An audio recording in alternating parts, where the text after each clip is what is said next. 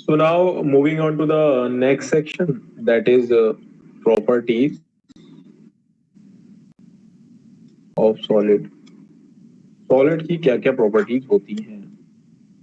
सबसे पहली तीन प्रॉपर्टी बेसिक प्रॉपर्टीज हैं, थ्री बेसिक प्रॉपर्टीज, ठीक है। उन तीन बेसिक प्रॉपर्टीज में पहला आता है आपका बाउंडेड। बाउंडेड, ठीक है, जिसमें internal and external limits, internal and external limits of concrete जो होती हैं आर लिमिटेड, ठीक है।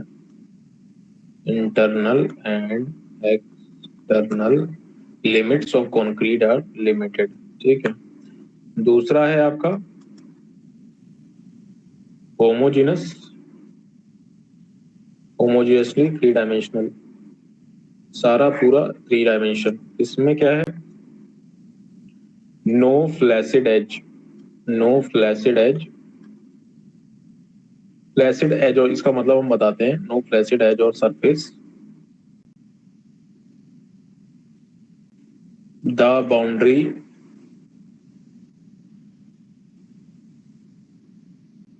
is internally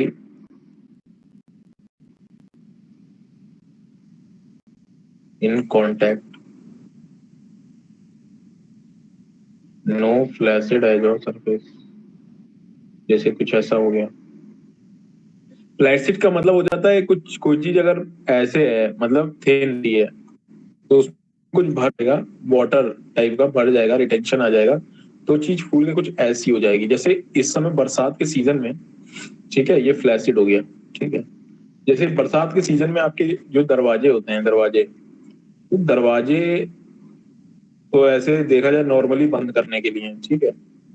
पर इसमें जब वाटर आ जाता है, वाटर वाटर आ जाता है, वाटर ड्यू टू ऑस्मोसिस, पानी भरा हुआ है ना, तो ये फूल के नीचे जो है, ये नीचे जो है, नीचे कुछ इस तरह से फूल जाएगा, ऐसे ऐसे करके यहाँ पे थोड़ा सा फूल जाएगा ऐसे दरवाजा आपका, ठीक है।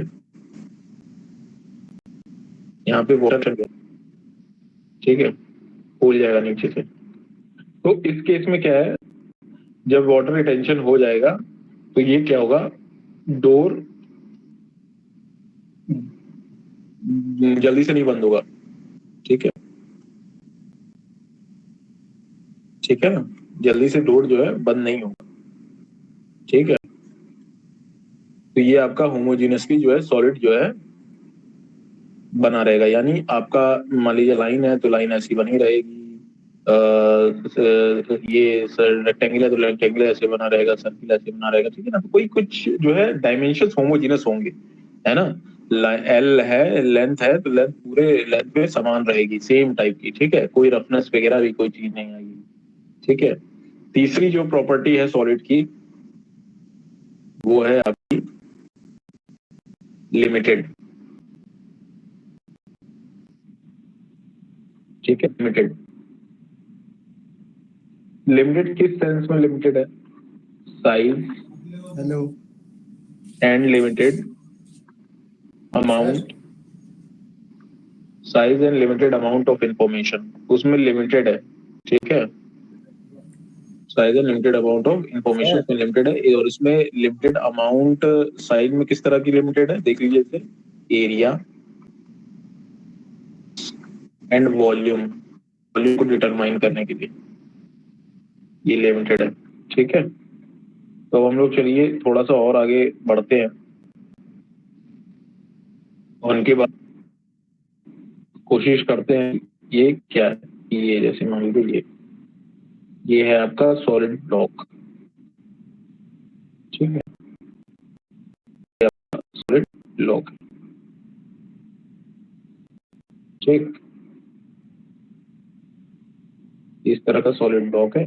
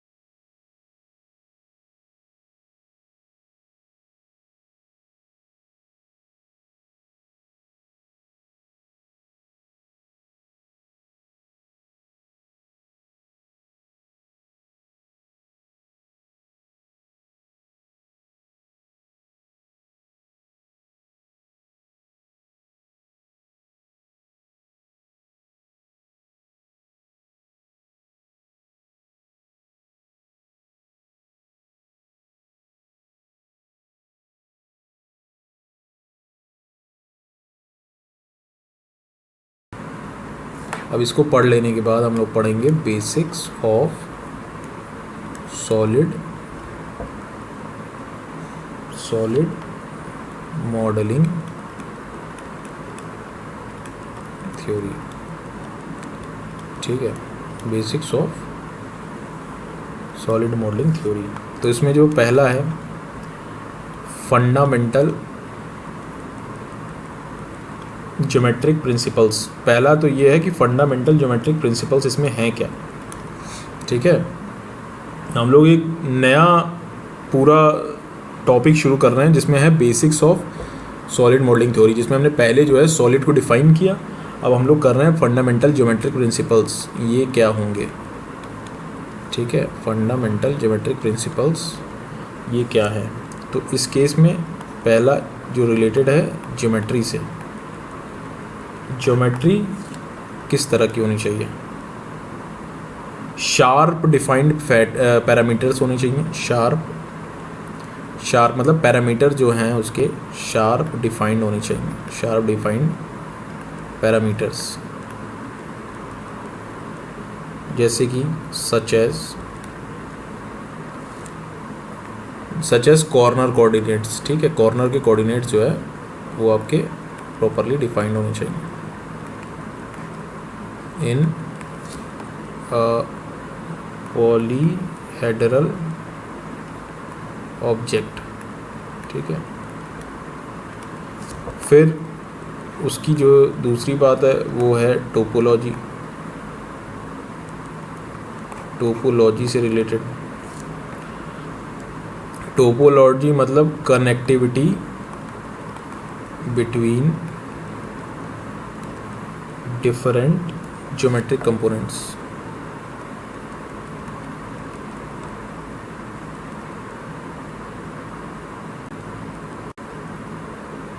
connectivity between different geometric components, that is relational information between different parts। ठीक है, ठीक। अब ये हो गया टोपोलॉजी के बारे में बात हो गई हमारी। टोपोलॉजी जो है हमारी क्या है, कनेक्टिविटी पूरी होनी चाहिए उसमें टोपोलॉजी में। ठीक है, अलग अलग ज्योमेट्रिक कंपोनेंट्स के बीच में। ठीक, अब इसके बाद आती है हमारा जो अगला पार्ट है वो है ज्योमेट्रिकल सरकमफेरेंस। ज्योमेट्रिकल सरकमफेरेंस किस तरह का होना चाहिए। तो ज्योमेट्रिकल सरकमफेरेंस जो है ये आपका लिमिट करता है, limits number of geometric delimitations and edges. ठीक है, there should be no dangling faces. Dangling faces और एज जो हमने ऊपर डिस्कस किए हैं। ठीक है, तो इसमें number of geometric limitations and edges है। ठीक है, मतलब एक स्पेसिफिक नंबर होना चाहिए, स्पेसिफिक डिफाइंड नंबर होना चाहिए। ठीक है, डिफाइंड नंबर जैसे कि 1 2 3 से लेके n तक। ठीक है, तो आपका जो है जैसे हमने, और ये इसलिए होना चाहिए देखिए क्योंकि ये डैंगलिंग जब अगर आपका सॉलिड हो जाएगा, ये डैंगलिंग फेस हो जाएगा तो ये इनवैलिड सॉलिड हो जाएगा। ठीक है, तो ज्योमेट्रिक सरफेस सरकमफ्रेंस जो है इसमें जो है डिफाइंड होना चाहिए। ठीक है, तो इस केस में ज्योमेट्रिक सरकमफ्रेंस जो है डिफाइंड है और इस तरह का शेप आपके सामने जो है बन के चला आता है। ठीक है, BABCD। ठीक है, geometric 3D coordinates x, y, z of A, B, C and D। ठीक है, तो ये कुछ बातें हो गई। तो ये अब अगर आपको कोई डाउट है तो आप मुझसे नेक्स्ट पूछ सकते हैं, ठीक है। Thank you. अभी हमने डिस्कस किया है properties of solid and basics of solid model theory. इसके बाद हम डिस्कस करेंगे सेट थ्योरी। सेट थ्योरी के बाद हम डिस्कस करेंगे आपका solid model representation scheme. So thank you. If you have any doubt you can ask me here. Okay, thank you.